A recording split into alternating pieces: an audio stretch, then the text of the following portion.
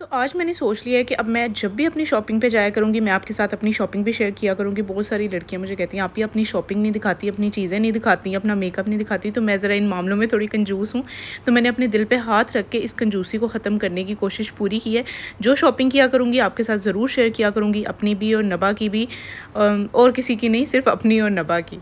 अच्छा जी, तो आज मैं गई थी किसी काम से बाहर। मैं और ज़ीशान सिर्फ नबा को हम घर छोड़ के गए थे क्योंकि हमें ज़रूरी काम था, हम नबा को साथ नहीं लेके जा सकते थे। तो हम ज़ीशान फार्मेसी पे गए थे, उन्हें कोई चीज़ चाहिए थी, नबा के लिए लेके जानी थी। अच्छा, नबा हमारे साथ ना गई भी हो ना, तो हम शॉपिंग तो बहुत ही सुकून से कर लेते हैं। तो मुझे यहाँ पे आया DHA में लुलु सर नज़र, क्योंकि पहले इनकी सिर्फ फेज़ 5 में और MM आलम में ब्रांच थी। मैं बड़ी खुश हुई देख के। अच्छा, ये ड्रेस देख के मुझे कुछ याद आया कि ये ड्रेस मैंने अपने भाई के रिसेप्शन पे पहना था। तो अभी तक ये आर्टिकल अवेलेबल था, 1.5 साल हो गए इस बात को, और अभी तक पड़ा हुआ था। मैं बड़ी हैरान हो रही थी देख के।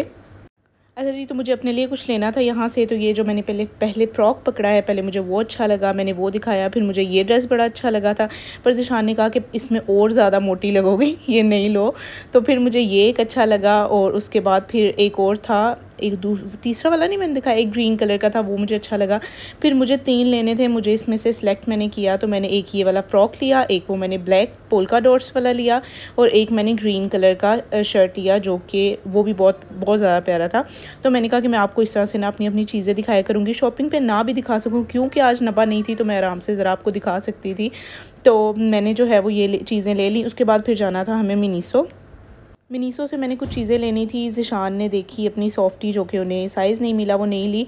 अच्छा, ज़ीशान ने मेरे जाने से पहले मग्स निकाल के रखे हुए थे, कहते मुझे ये मग्स अच्छे लग रहे थे। मुझे मग्स चाहिए थे, मेरा एक मग टूट गया हुआ था, तो मैंने कहा कि मैं मग्स ले लेती हूँ। अच्छा, मैंने ये क्रिस्टल वाले मग्स लिए दूसरे। मैंने कहा मुझे ना पकड़ने में बहुत ज़्यादा वज़नी लग रहे थे, तो मैंने दूसरे लिए जो कि बहुत अच्छे हैं। मैंने सोचा है कि मैं उस तरह का 6 का पेयर और लेके आऊँगी ट्राई करने के लिए। सिर्फ मैंने 2 लिए थे।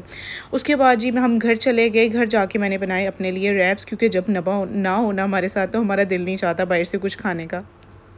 तो घर जाने के बाद 1-2 दिन के बाद जो है वो मेरी सिस्टर इन लॉ हो गई थी कुछ दिन के लिए घर पे, क्योंकि बच्चों को समर वेकेशंस हुई थी।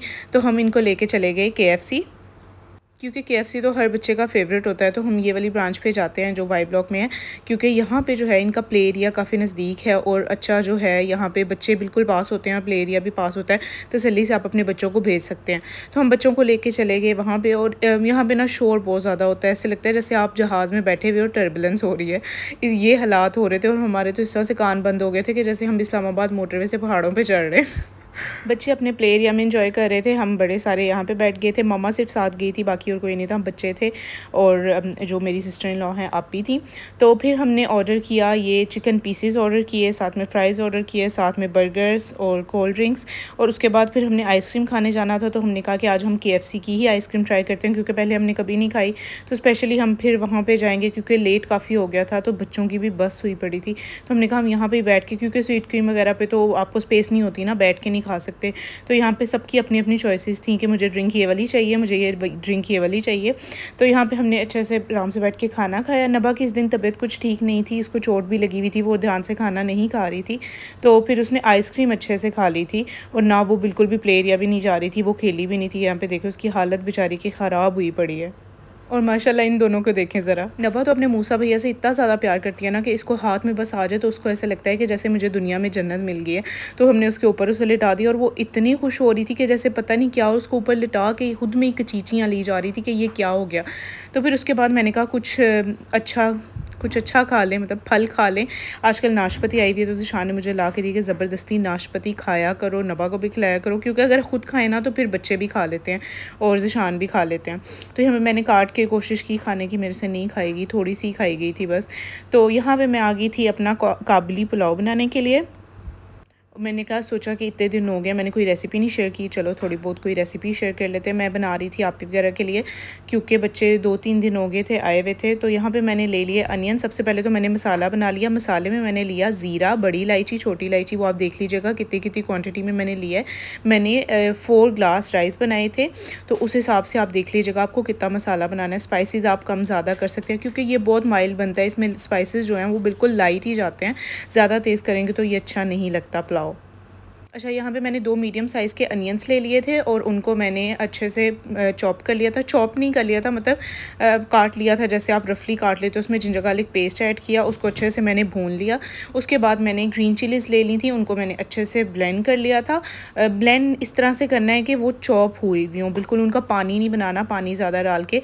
तो ये जिसमें मैंने मसाला बनाया था ना, उसी में मैंने इसे अच्छे से चॉप कर लिया था। इसको भी डाल के अच्छे से मिक्स कर लूँगी और इसके बाद हम इसमें डालेंगे मटन। अच्छा, मटन की यखनी मैंने पहले से बना के रख ली हुई थी, रात में ही मटन मैंने अच्छे से कुक कर लिया था। उसमें यखनी में मैंने सिर्फ़ और सिर्फ डाला था नमक, मटन और एक प्याज मैंने छील के ना ऊपर से बिल्कुल साबुत प्याज जो होता है वो डाला था, और साथ में एक साबुत गड्डी लहसुन की डाली थी। उससे फ्लेवर बहुत अच्छा आता है, और बाद में जब आपकी मटन गल जाए ना, तो वो आराम से आप वो दोनों चीज़ें उसमें से निकाल दें और यखनी यूज़ कर लें। अच्छा, मटन मैंने जो है वो अलग कर लिया, यखनी अलग कर ली। वही वाली यखनी हमें यूज़ करनी है मटन में।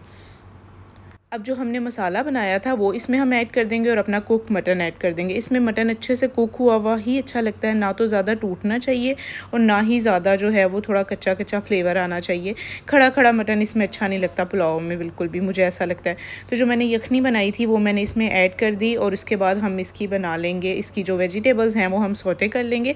अच्छा, ये जो है ये बड़ा इंपॉर्टेंट पार्ट है, इसको आपने बड़े अच्छे से सौते करना है। कटिंग जो है वो आपने कैरेट्स की बड़े अच्छे से करनी है, जिस तरह से कि जूलियन कट करते हैं ना हम चाइनीज़ वगैरह में, उस तरह से आपने बिल्कुल बारीक बारीक कैरेट्स कट करनी है, जो कि मुझे ज़िशान ने करके दी थी बड़े अच्छे से। मैं खुद करी, ज़िशान कहती आप कैसे कर रही हो। और ज़िशान ने एक दिन पहले ना बाहर से कहीं से काबुली पुलाव खा के आए थे, कहते मुझे पता है वो उन्होंने कैसे कट की हुई थी।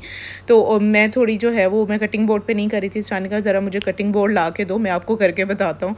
तो उन्होंने फिर मुझे जो है वो बड़ी अच्छी सी कैरेट्स कट करके दे दी, थैंक्स टू हिम। तो मैंने कहा चलो मेरा तो काफ़ी काम आसान हो गया, मैं जाके किचन में थोड़ा सा बनाती हूँ, तो आप बैठे बातें करते करते जो है मुझे कट कर दें।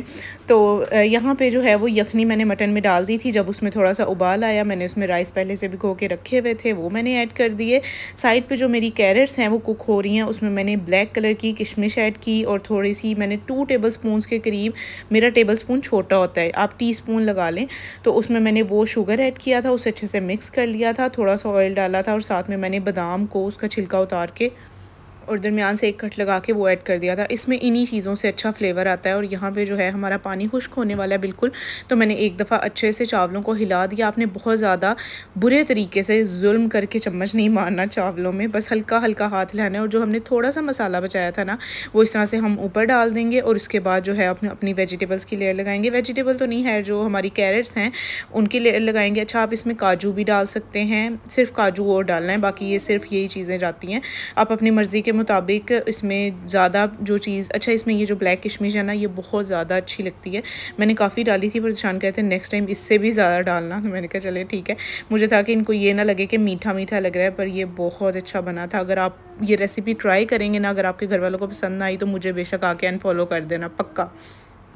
तो मैंने ऊपर वेजिटेबल्स की सारी लेयर लगा के और उसे मैंने दम पे रख दिया था 20 मिनट्स के लिए, और ये हमारा अच्छे से दम हो जाएगा। ये चॉकलेट्स जो हैं वो जब मैं लास्ट टाइम मम्मी की तरफ गई थी तो नबा को उन्होंने दी थी, उसी तरह से पैक हुई हुई मैंने फ्रिज में रख दी, क्योंकि मैं रीफ़िल तब तक नहीं करती जब तक कि बिल्कुल खाली ना हो जाए नबा का चॉकलेट्स वाली साइड। तो ये खाली होने लग गई थी, तो मैंने कहा चलो मैं रीफ़िल कर देती हूँ। अगर पहले से कर दूँ ना, तो उसको लग रहा होता है पता नहीं कितनी चॉकलेट्स पड़ी हैं, मैं बस खाती जाऊँ। वो घर पर किसी ना किसी को साथ मिला, ख़ास तौर पर अपनी दादो कहती, दादो प्लीज़ मुझे आके चॉकलेट दे देना, तो फिर दादू तो बर्दाश्त नहीं करती ना, दादू फ़ौरन से दे देती हैं।